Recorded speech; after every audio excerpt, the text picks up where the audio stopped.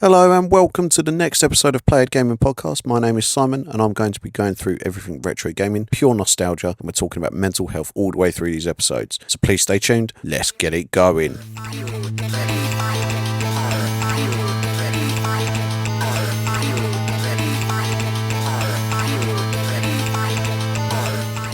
Reselling games looks easy online, doesn't it? You see the wins, the hauls, the profit, screenshots of everything that they've done well. But what you don't see is the stuff that makes people quit. The slow sales, doubt, burnout, stock that won't move. And in this episode, I'm not here to sell you a dream. I'm here to tell you the truth. The good, the bad, and the parts no one ever talks about. If you've ever thought about reselling games, or you're already doing it, and wondering if it's just you, this episode might be for you. Welcome back to the podcast, everyone. If you're new here, I'm Simon, and this podcast is all about gaming, nostalgia, reselling, and the real journey behind it all. In the last episode, talked about my own journey into reselling and building my brand, PlayEDgaming, how it started, all the mistakes, the wins, and what it's been like so far. So today's episode is kind of the other side of that, because this is going to be about the reality of reselling games, the stuff that doesn't get talked about enough.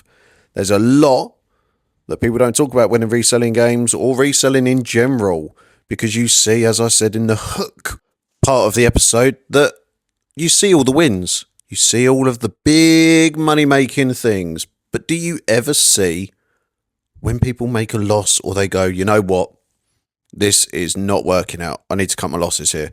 So this is what this episode is going to be all about. Stay tuned and let's go.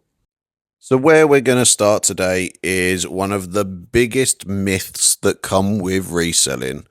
Yes, as you guys know, this is only a part-time thing for me.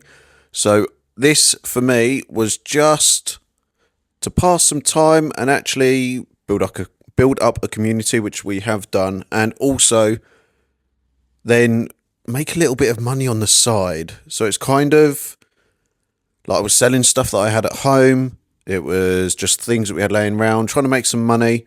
One, to buy the kids more stuff to fill their rooms, even though they don't need any more. But the biggest myth is that it is easy money. It really isn't. It really isn't. You can make a lot of money, but sometimes it's not fast. Sometimes it is a hard slog, because you've got to take into consideration every time that we are making a listing or we're doing a sale, everything that goes with it is you've got to source the item. So where have you been? You've been to a car boot, you've been to a charity shop, you've been looking online, you've been at auctions, and you think, right, I found one item out of those 5 places, and that's 6 hours of my time. Wow, that's a lot of time, isn't it? And then if it's dirty or it needs a clean, you've got to take that into consideration. Say an hour to clean something, like, I don't know, could be a Xbox console, and it is been in a house clearance and it is filthy. Can take a little while if you wanted to make it look spot on for your listing photos. Then you've got to test it. Well, you've got to test it before you clean it, ideally, because it's pointless cleaning it if it doesn't work. So you've got to test it, full functions, like testing. So if it's got Wi-Fi enabled, you've got to test it on the Wi-Fi. If it's got disk, try disk. If it reads different disks, try all the disks. Oh, the list is endless. And then you've got to list it. I've started using a listing assistant recently, and oh my gosh, it is a game changer. So if you like the look of my listings on eBay, then send me a message, and then I can get you set up with using this listing assistant, which has been absolutely game changing. I've noticed a lot more views, a lot more watchers, and yeah, it's just, well, built up some sales. And obviously where I'm only able to do so much at the moment, it's fantastic. Recommend it massively. And then once you've made the sale, you've then got to pack it. And if you haven't got the boxes, you've got to pay for the boxes. If you haven't got the tape, you've got to pay for the tape. If you haven't got the labels, you've got to get a label maker. It's just, the list is endless. And then you've got to get to post it. And if you're like me at the moment where I can't drive, I'm relying on the other half, and she's been amazing at helping me with packing, sorting, and actually posting the items for me. It's taken a while because she's getting 3 kids ready for school every morning. So it's kind of like, yeah, can you help me today? And then, yeah, just life takes over. She's a very busy girl, very busy girl. And then once you've posted it, you've got to deal with messages. So if there's any returns, if there's any refunds, if there's postage issues. I had one yesterday, which was apparently neither of us had paid for postage via eBay. So he had to pay another £3.50 for his game that he bought from me. And I was like, well, hang on, you paid for postage, I paid for postage, using the money that you sent me. And apparently it wasn't the right weight, but I used, it's just so confusing. So I was a very nice person and gave him some money back towards paying for that, because I felt bad, because I didn't know if it was me, I didn't know if it was him, but you know what? Keep the customer happy, make them come back, and we sorted it quite quickly. And then when you look at that, all of that work that goes into it, I've made £20 on it. Take that into time and everything else that's gone into it, you've only really made probably about £10, because you've got to source all of the other bits that go with it, like the cleaning equipment, the labels, the boxes, the tape, and that's where it all comes in. So yes, you've made £20 profit on that one item, but that one item cost you 9 hours of your time to source and clean and test. I was being over exaggerated with 9 hours, but it can happen. Or it could even be you've been searching and you've not found anything for weeks because it's been no car boots, it's been nothing. So you've kind of been dead in the water as such for your sourcing. So you've been searching all through hours of Facebook Marketplace, eBay, Vinted. The list goes on. And that's where a lot of people get disillusioned, like, yeah, but you've made so much money. Yeah, but it's also taken me 12 hours to get all of this done. So, yeah, that is one of the biggest myths, that it is easy money. Because it's not. And if you're a reseller, you know it's not easy money. Anyone can take a photo of an item and shove it on Facebook Marketplace. But if you want to make a sale, you've got to do the decent work, haven't you? So, yes, that's the myth. And then also you've got to factor in that there's time against profit. So it's kind of, I didn't really understand it at the beginning, because it isn't just money profit. It really isn't. You've got your money, you take away the time and your energy. So, like I said, you might flip a game for £20 profit, but it took an hour to source, 30 minutes to clean, 20 minutes to list, and 15 minutes to pack. Then you really have to think about your own time. And if you're a full-time reseller, fair play to you. Really fair play to you, because you have to do so much legwork, getting everything listed. If you've got a warehouse, you've got to go through all of that stock. You've got to know what's what. Whereas me, personally, at the moment, I've got a nice amount of stock, but actually, mine's quite, well, I'll say organised. I know where most of it is without having a SKU system, because most of it is sat in the storage, not even listed at the moment. All the stuff that I've got listed on my eBay is in my kitchen at the moment, so it's quite easy to find, because I haven't been able to get out there and sort as much as I'd want to due to this operation. It's just been so much easier to have it with me, rather than keep going back and forward and getting the other half to go to the shed when it's been absolutely pissing down with rain. Weather's been shit, hasn't it? It has been quite awful, this. Anyway, we digress. The weather's been awful and we're in Britain, so we've got to get used to it. Roll on the bloody summer. Woo woo! Yeah, can't wait. But yeah, that is what I've been learning, is that actually you've got to factor in everything. Time, money, everything. It just ties in to make one big listing successful. And another thing that some people that are in the reselling business don't really talk about are when it's a slow sale period or it's quite silent. So there's many days where I can imagine, if you're a full-time reseller, that you go, why is nothing selling today? It's been weeks for that listing that hasn't moved or even got anywhere near the amount of views or whatever you need to get the sale.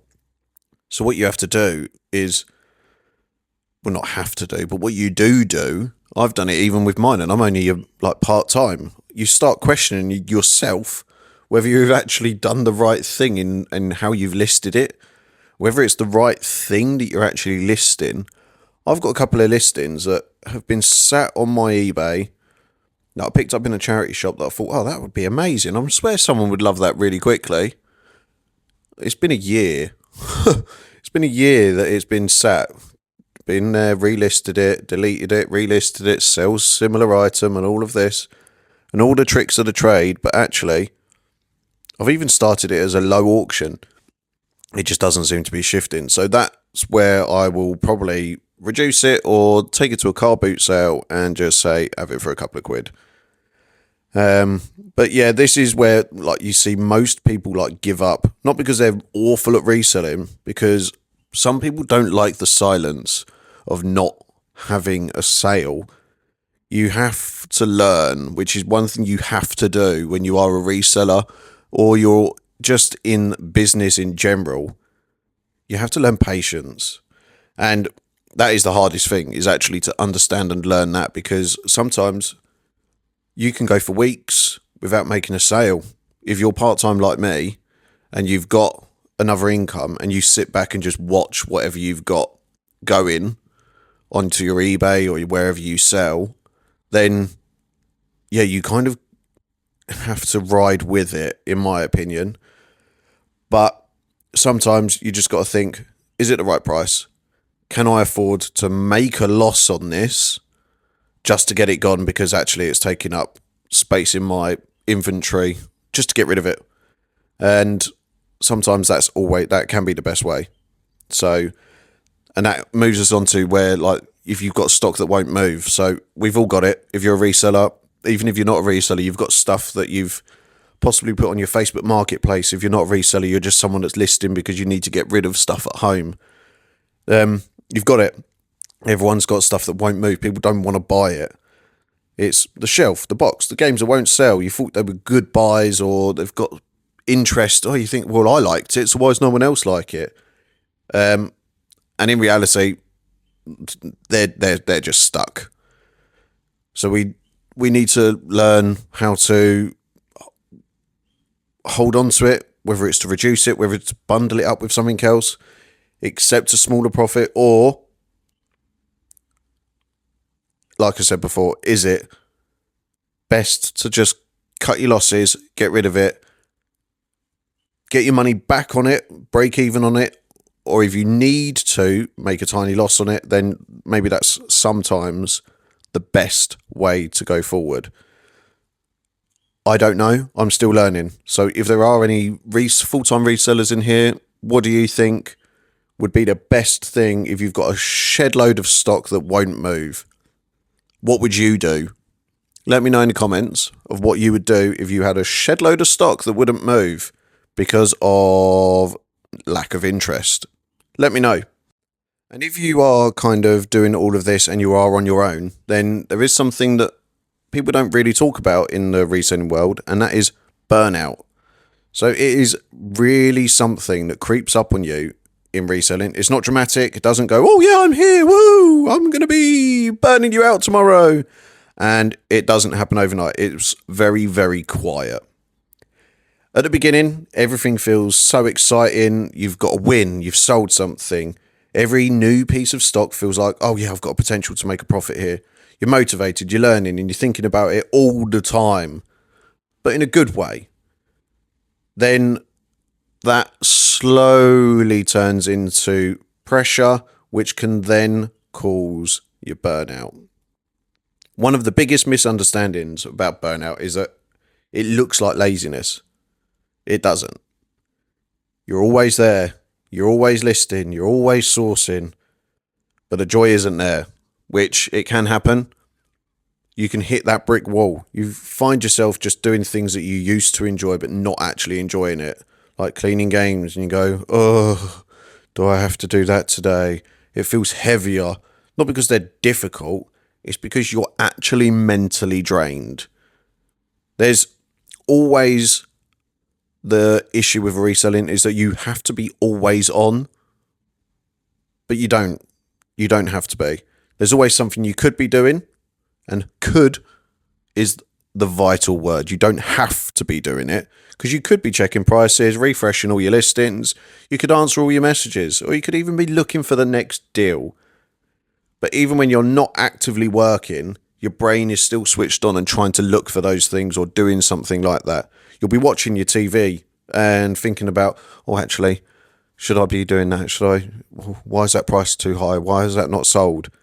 And sometimes you can be lying in bed thinking about, well, where's the next best deal going to come from? Where's this? Where's that? You're scrolling till early hours of the morning, trying to restock, relist, redo everything. And that can all add up. And then you don't realise until you hit that wall and you go, shit, I feel horrendous. And it's the worst during the slow, very slow periods. And that's because when the sales are steady, the work feels like you've done a good job and it's justified. But when things are going quiet, the same amount of effort feels like you're doing it for no reason at all. So you ask yourself, what is the point of listing today? Why am I doing this? What's the point in putting this much energy into it? Is it actually worth it? And then that's exhausting. And that's why many, many people walk away from reselling and go back to a 9-to-5 job, or even something that is just mind-numbing. And the other thing that makes it even worse is social media. Oh, yay, let's get on about social media. Because everybody compares everyone to everyone. So all you see is the big hits from other resellers. Like, oh my gosh, he got that for £4, but he sold it for 85. He only bought that yesterday and it's already gone. What's going on? Massive amount of sales in this last week. But what you don't know or see is how long they've been doing it, whether they actually have to have storage costs, and have they ever burnt out, or are they currently burnt out? Because you don't know. Because social media can be the best thing, but also the worst. Because everybody compares everyone to everything. And it's even worse with all this AI shit. Yes, it's very helpful in certain aspects of life, but not always. Because everyone can create these images and stuff of what they've been doing, but is it the reality? And there is the aspect that burnout isn't just mental either, it can be physical. You feel exhausted when you haven't even done anything, you just got out of bed. You just feel really tired and a bit overwhelming even at the smaller tasks, like, I don't know, making a cup of tea or a coffee or something. You go, oh, really can't be bothered. I feel like Miss Patterson from Kevin and Perry. Or you lose motivation for things outside of reselling, so you don't want to go out with your friends, your family. You don't want to do that. And that's because reselling often happens at home. There's no differentiation between home and work life. So you kind of need to work out what's best for you, whether it's going to be doing it at home, or if you need a space, then to do that, because otherwise you've not got any boundaries between home and work. And that's where burnout can speed up really, really fast. And the reason why people don't really talk about it, like burnout, is because it doesn't fit being successful. So if you say, oh, I don't feel successful, That's because you're probably burnt out at the moment. So take your time. And if you admit it, it feels like weakness. But especially if you see all over the social medias that there are people posting all these massive wins that people really, really, really have put in 12 hours to make £40. So that's a lot. But it doesn't mean you're bad at reselling if you've burnt out. Trust me, really doesn't. It just means you need to recover. You're carrying too much and you need to recover. So what I've learnt, is when I've been like burnt out from life in general, I've accepted that sometimes it is going to be slow, and I set limits on my sourcing. I have my own budget sort of thing to work with, and if it's out of that, I'm not going to do it. And I know when I need to take a break from it. Recently, I have not been sourcing as much because I've got so much stuff to shift. So I know for a fact I don't need to scroll and buy things. However, I have been just watching streams on Whatnot just to support fellow resellers and people that I've got this community with. So actually, there are some weeks where I do nothing for the business. And it has been like that since the middle of December. Yeah, on the build up to my operation, I was like, right, well, I'm not going to do anything because it's pointless. I'm not able to. I knew that if I put everything on holiday mode, then it's beneficial for everyone. I haven't got to rely on anyone to go and get all the stock from the shed, especially in the winter months where it's shit. The weather, like I say, the weather's been absolutely awful. And it's horrendous to try and actually get to the shed at the point to actually get the stock. So yeah, it's always good to have a break. Otherwise, you will be burnt out completely. So to finish on with the burnout bit is that reselling should support your life, not just drain the goddamn life out of it. And if you're burnt out right now, you're not failing. You're just being a human being. And sometimes the most productive thing you can do is absolutely take a little break and rest from it all. And then once you've taken your rest, then you get the highs and lows of all the different emotions. Like, for example, one sale can just make your day. And it could be something small, it could be something big, and then that makes you on a massive, massive high. Like yesterday, I had a really nice sale, so I was buzzing. So then all of a sudden, I go to bed in a very good mood because it was late at night that I actually got the sale. However, then on the other hand, you get a message, I need to return this item. It's like, why? What's wrong with it? I tested it, everything's fine. Why don't you want it? Like, it literally could be 1 minute you're flying high, and next one you're feeling like you've hit rock bottom. And it's real. It can happen in every day with it. It can happen every day in life, let alone reselling.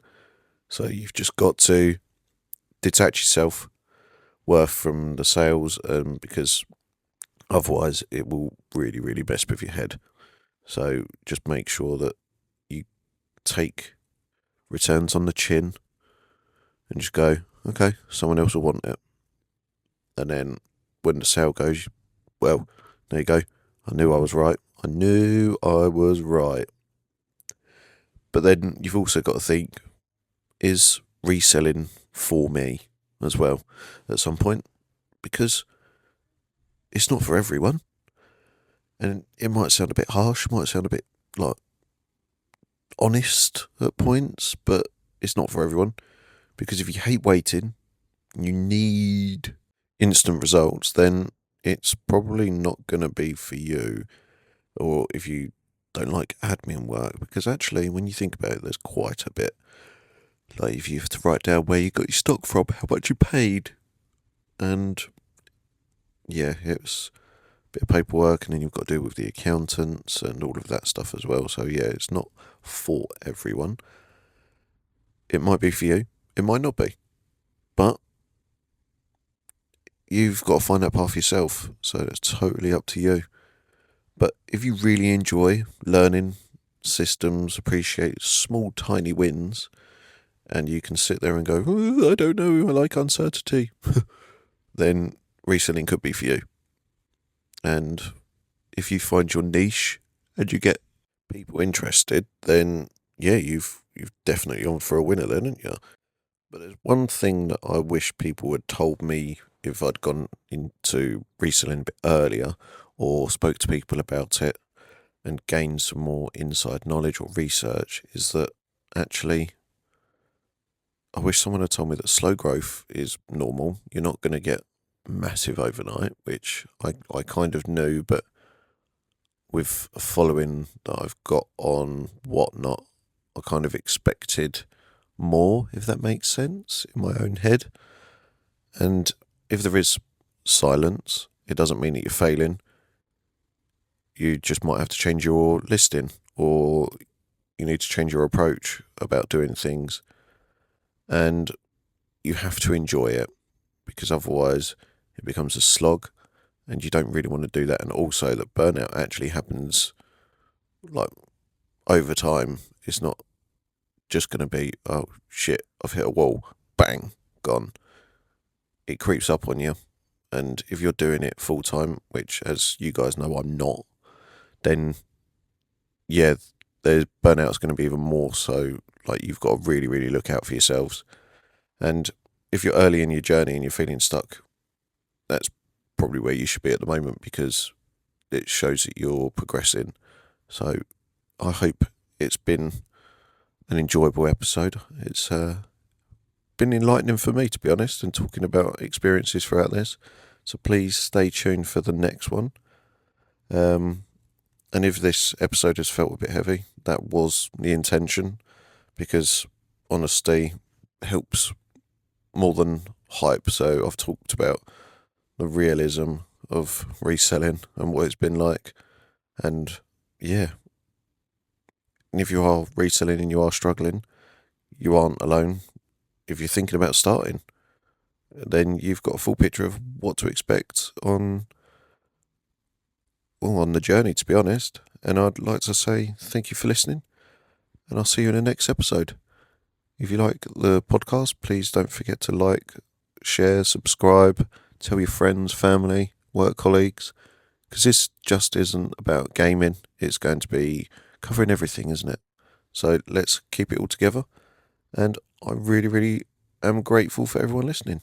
Thank you very, very, very, very, very, very much. And I'll speak to you soon.